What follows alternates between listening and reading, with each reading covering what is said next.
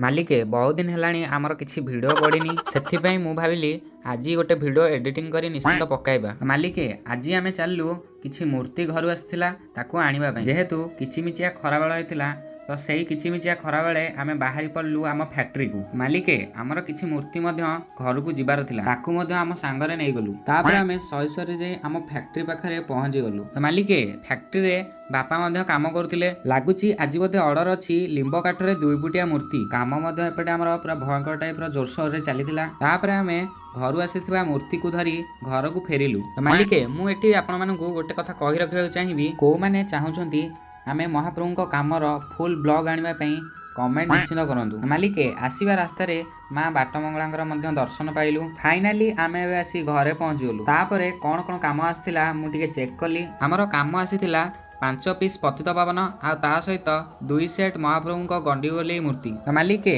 କୋଉମାନେ ଚାହୁଁଛନ୍ତି ଆଜି ଆସିଥିବା ସବୁ ମୂର୍ତ୍ତିର କଲର କାମ ଭିଡ଼ିଓ ଦେଖିବା ପାଇଁ ଜଲ୍ଦି ଇନଷ୍ଟା ଆକାଉଣ୍ଟକୁ ଫଲୋ କରିବା ସହିତ ଭିଡ଼ିଓକୁ ଲାଇକ୍ ସେୟାର କମେଣ୍ଟ ଯାହା ହେଲେ ବି କରିଦିଅନ୍ତୁ।